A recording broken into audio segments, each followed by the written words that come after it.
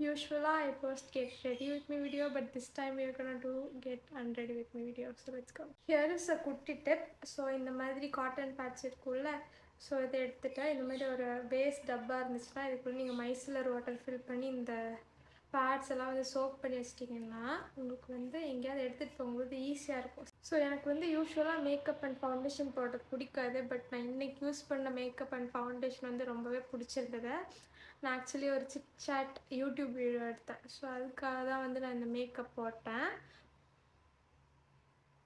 ரொம்பவே நேச்சுரலாக இருந்துச்சு. அண்ட் நான் வந்து மேக்கப் போட்டிருக்கே தெரியும். இந்த சைடு என்கிட்ட மேக்கப் இருக்குது, இதுக்கு இந்த சைடு நான் வந்து கம்ப்ளீட்டாக வந்து ரிமூவ் பண்ணிட்டேன். உங்களுக்கே டிஃப்ரென்ஸ் தெரியும். லைட்டாக ப்ளஷ் யூஸ் பண்ண மாதிரி தான் இருக்கும், பட் நான் வந்து ஃபவுண்டேஷனும் போட்டிருக்கேன்.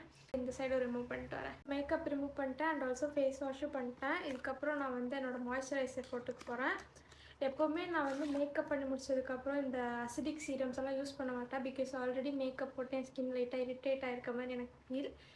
ஸோ அதனால் அந்த டாட் அண்ட் கீழே இருந்து அந்த பேரியர் ரிப்பேர் மாய்ஸ்சரைசர் யூஸ் பண்ணிக்கிறேன். இது லைட்டாக திக்காக தான் இருக்கும், பட் ரொம்பவே நல்லாயிருக்கும், ரொம்பவே மாய்ஸ்சரைசிங்காக இருக்கும். லிப்ஸுக்கு நான் வந்து எப்போவுமே வாஸ்லின் தான் யூஸ் பண்ணேன், ஏன்னா என் லிப்க்கு வந்து வேறு எந்த லிப் பாமும் செட் ஆகுது.